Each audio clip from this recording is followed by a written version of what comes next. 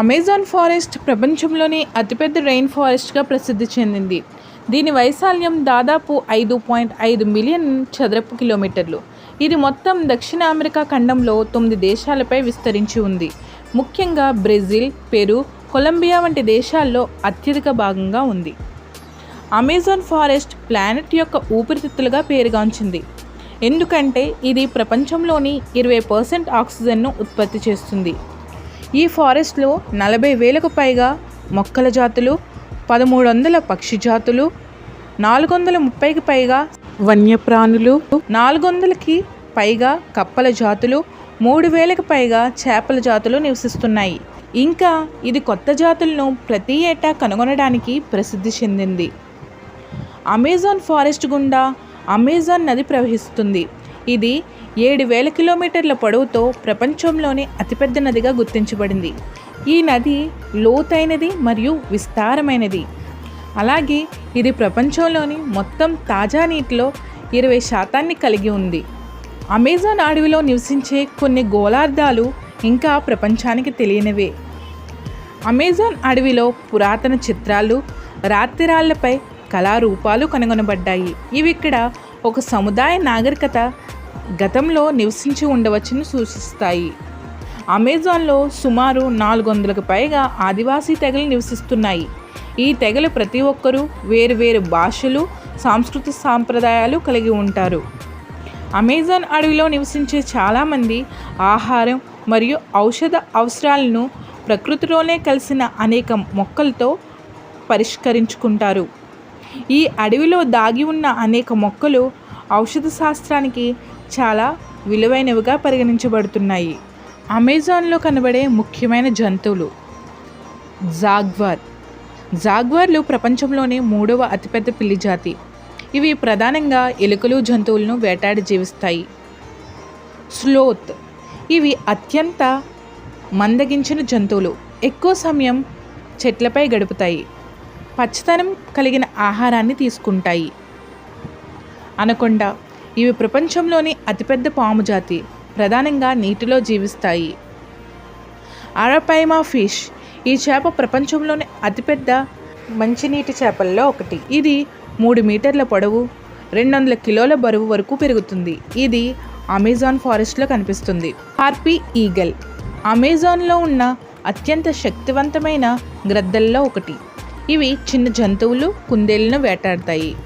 Dot frogs, ఇవి చిన్నవైన వీటి చర్మం చాలా విషపూరితంగా ఉంటుంది. ఇవి వివిధ రంగుల్లో అమెజాన్ ఫారెస్ట్లో కనిపిస్తాయి. పింక్ రివర్ డాల్ఫిన్, అమెజాన్ నదిలో నివసించే ప్రత్యేకమైన డాల్ఫిన్ జాతి. వీటి శరీరం గులాబీ రంగులో ఉంటుంది. క్యాపిబారా, ఇది ప్రపంచంలోనే అతిపెద్ద దుంపలు తినే జంతువు. ఇవి సాధారణంగా నీటి సమీపంలో జీవిస్తాయి. ఈ జంతువులే కాకుండా అమెజాన్ అరణ్యం ఎన్నో రహస్యాలు, విశేషమైన జీవులను దాచిపెట్టి ఉంచింది. ఈ ప్రాంతం పూర్తిగా అన్వేషించకపోవడంతో కొన్ని రహస్యమైన జంతువులు కూడా ఈ అమెజాన్ అడవుల్లో ఉండి ఉంటాయని భావిస్తున్నారు. అయితే అమెజాన్ అడవుల్లో కొన్ని జంతువులు అరుదుగా కనిపిస్తాయి. కొన్ని జంతువులు ఉన్నాయో లేవో కూడా ఖచ్చితమైన ఆధారాలు లేవు. వాటిలో ఒకటి మాకాండల్. చాలా కథల్లో దీని గురించి ప్రస్తావించబడింది. ఇది ఒక భారీ మానవ సైజు ఉన్న జంతువుగా భావించబడింది. దానికి చాలా గట్టి చర్మం, పెద్ద గోర్లు మరియు చెవుపైన నోరు ఉండటం దీని లక్షణాలు. అయితే ఈ జంతువు వాస్తవంగా ఉందో లేదో ఖచ్చితమైన ఆధారాలు లేవు. అమెజాన్ అడవుల్లో అరుదుగా కనిపించే మరొక జీవి ఎలక్ట్రిక్ ఈల్. ఇది విపరీతమైన విద్యుత్ ఉత్పత్తి సామర్థ్యంతో ప్రసిద్ధి చెందిన జీవి. విద్యుత్ సంచలనాల ద్వారా వేటాడి తమను తాము రక్షించుకుంటాయి. జైంట్ ఓటర్, అమెజాన్ ప్రాంతంలో నివసించే ఈ జాతి ప్రపంచంలోనే అతిపెద్ద ఓటర్ జాతి. వీటి జనాభా చాలా తక్కువగా ఉంటుంది కాబట్టి ఇవి అమెజాన్ అడవుల్లో అరుదుగా కనిపిస్తాయి. కాండిరూ చేప, ఇది అతి చిన్న చేప.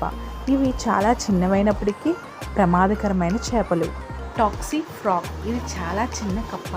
చూడటానికి అందమైన రంగులు కలిగి ఉన్న దాని విషం చాలా శక్తివంతంగా ఉంటుంది. మార్మోసెట్ మంకీ, ఇవి చాలా చిన్న కోతులు. ఇవి తక్కువగా ఉండటం వల్ల అరుదుగా కనిపిస్తాయి. బుష్ డాగ్, ఇది అమెజాన్ అడవుల్లో నివసించే చాలా అరుదైన కుక్క జాతి. చాలా చిన్నవి, వేటాడడానికి ఎక్కువ సమయం నీటి సమీపంలో గడుపుతాయి. ఇవి కూడా అమెజాన్ అడవుల్లో అరుదుగా కనిపిస్తాయి. బోటో డాల్ఫిన్, కొన్ని కథల్లో ఇవి మానవ రూపంలోకి మారగలవు అని ప్రస్తావించబడి ఉంది. ఈ గులాబీ రంగు డాల్ఫిన్ జాతి నదిలో ఉండి రహస్య గుహలలో ఉంటాయని కొన్ని కథల్లో ప్రస్తావించబడింది.